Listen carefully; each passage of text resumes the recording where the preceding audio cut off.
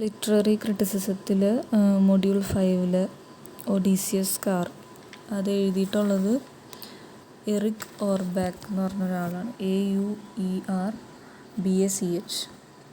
ആൾ പറയണതെന്ന് വെച്ച് കഴിഞ്ഞാൽ ആൾ കമ്പയർ ചെയ്യാണ് ഒഡീസിയിലെ ഹോമറിൻ്റെ ഒഡീസിയിലെ ബുക്ക് 19 ഒരു സീനും അതുപോലെ തന്നെ ബൈബിളിലെ ഓൾഡ് ടെസ്റ്റമെൻറ്റിലെ ഇസാക്കിൻ്റെ സാക്രിഫൈസും. ഇത് രണ്ടും തമ്മിൽ അയാൾ കമ്പയർ ചെയ്യണം അതിൻ്റെ സ്റ്റൈല്. അപ്പോൾ ഹോമറിക് പോയംസിൻ്റെ സ്റ്റൈലും ഓൾഡ് ടെസ്റ്റമെൻറ്റിൻ്റെ സ്റ്റൈലും കൂടെ അതിൻ്റെ ഡിഫറൻസസ് പറയണതാണ് ഈ എസ്സേയിൽ.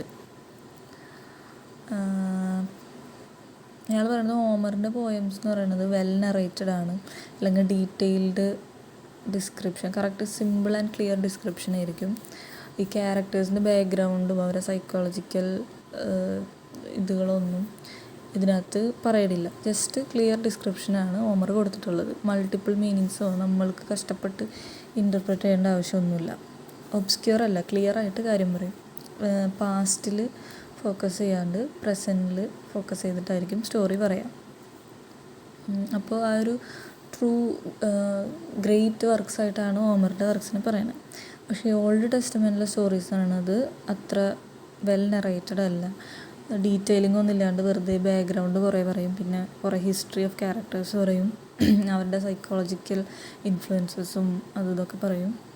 അപ്പോൾ നമ്മൾ അതിൽ നിന്ന് കുറേ ഇൻ്റർപ്രിട്ടേഷൻ ഇൻവെസ്റ്റിഗേഷനൊക്കെ തയ്യാറാക്കണം. അതുപോലെയാണ് ഓൾഡ് ടെസ്റ്റമെൻറ്റിലെ സ്റ്റോറീസ് എന്ന് പറയുന്നത്. മൾട്ടിപ്പിൾ മീനിങ്സ് ഉണ്ടായിരിക്കും.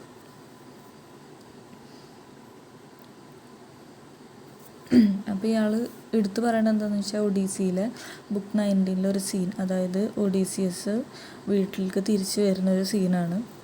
അതിനകത്ത് അപ്പോൾ ഇയാളുടെ രൂപമൊക്കെ മാറിയിട്ടുണ്ട്. അപ്പോൾ ആളുടെ വൈഫ് പെനലോപ്പ് ആളെ റെക്കഗ്നൈസ് ചെയ്യൂല. ആളുടെ മെയ്ഡ് യുറീക്ലിയ എന്ന് പറഞ്ഞ മെയ്ഡാണ് ആളെ റെക്കഗ്നൈസ് ചെയ്യണത്. എങ്ങനെയാണെന്ന് വെച്ച് കഴിഞ്ഞാൽ ആളുടെ തൈസിൽ ഒരു സ്കാർ ഉണ്ടാവും. ആ സ്കാർ വെച്ചിട്ടാണ് ഈ മെയ്ഡ് ആളെ റെക്കഗ്നൈസ് ചെയ്യണം. അപ്പോൾ ആൾ മെയ്ഡിൻ്റെ അടുത്ത് പറയും അത് സീക്രട്ടായിട്ട് വെക്കണം, ആളുടെ ഐഡൻറ്റിറ്റി ആരുടെ അടുത്തും റിവീൽ ചെയ്യരുതെന്ന് പറയും. അപ്പോൾ ഈ ഒരു സീനിൽ ഈ സീനിനെ ഇൻ്ററപ്റ്റ് ചെയ്തിട്ട് ഒരു ഡിഗ്രഷൻസ് ഒരു ഡീവിയേഷൻ എന്നുള്ള മീനിങ് ആണ്. ഇയാൾ ഈ സ്കാറിനെ പറ്റി പറയാൻ പോകുന്നുണ്ട്. ഈ ഹോമർ എങ്ങനെയാണ് അയാൾക്ക് ഈ സ്കാർ വന്നതെന്നുള്ളത്. അതൊരു ഹണ്ടിങ് ആക്സിഡൻറ്റിൽ ഒരു പിഗിനെ ഹണ്ട് ചെയ്യണ സമയത്ത് ഇയാൾ ഗ്രാൻഡ് ഫാദറിനെ വിസിറ്റ് ചെയ്യാൻ പോയ സമയത്ത് ഈ ഹണ്ടിങ്ങിൽ സംഭവിച്ചതാണ് ആ സ്കാർ.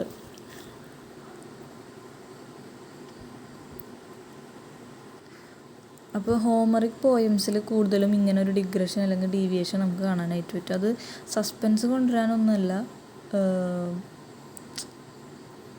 ഒരു ബ്രോഡ് നറേഷന് വേണ്ടിയിട്ടാണ്.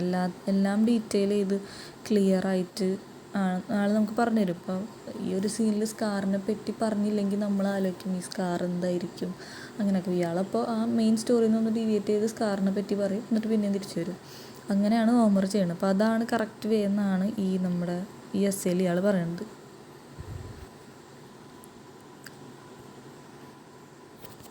പിന്നെ ഗത്തേയും അതുപോലെ തന്നെ സ്കില്ലർ എന്ന് പറഞ്ഞ 2 ഓതേഴ്സ് ഈ ഹോമറിൻ്റെ ഡിഗ്രഷൻസിനെ പറ്റി പറഞ്ഞിട്ടുണ്ട്. അതിൽ പറഞ്ഞതെന്ന് വെച്ചാൽ ഹോമറിക് പോയംസിൽ നമുക്ക് ഈ ഡിഗ്രഷൻസ് കുറേ കാണാൻ പറ്റും. അത് ശരിക്കും സസ്പെൻസ് അല്ല, സസ്പെൻസിൻ്റെ ഓപ്പോസിറ്റാണ്. അപ്പോൾ ഈ സ്കാർ അയാൾ ഡീറ്റെയിൽ ചെയ്തില്ല എന്നുണ്ടെങ്കിൽ ആണല്ലോ അതൊരു സസ്പെൻസ് ആവണം. അയാളത് ഒരു ഡീവിയേഷൻ എടുത്തിട്ട് അത് ഡീറ്റെയിലിങ് ചെയ്തു, അപ്പോൾ അവിടെ സസ്പെൻസ് ഇല്ല. അപ്പോൾ ഈ ഡിഗ്രഷൻ എന്ന് പറയുന്നത് സസ്പെൻസിനെ ഒപ്പോസ് ചെയ്യുന്നൊരു സംഭവം എന്നാണ് ഇവർ പറയണത്. പിന്നെ ഈ ഇതുപോലെയുള്ള ഡിഗ്രഷൻസ് എപ്പിക് പോയട്രിയുടെ ഒരു ജനറൽ ക്യാരക്ടറിസ്റ്റിക്സ് അല്ലെങ്കിൽ ഒരു ലോ പോലെ ആയി തീർന്നു എന്നാണ് ഈ ഓതേഴ്സ് കണ്ടുപിടിച്ചിട്ടുള്ളത്. പിന്നെ പറയുന്നത് ഒരിക്കലും ഈ ഹോമർ ഇങ്ങനെ ഡീറ്റെയിലിങ് ചെയ്യുമ്പോൾ അത് ബാക്ക്ഗ്രൗണ്ടിൽ പോയിട്ടല്ല. അതായത് ഇപ്പോൾ ഈ സീൻ നടക്കണം, അതായത് ബുക്ക് 19 ഈ സീൻ ഇയാൾ തിരിച്ചു വരുന്ന സീൻ നടക്കുമ്പോൾ അതൊരു പ്രസൻറ്റാണ് പറയുന്നത്.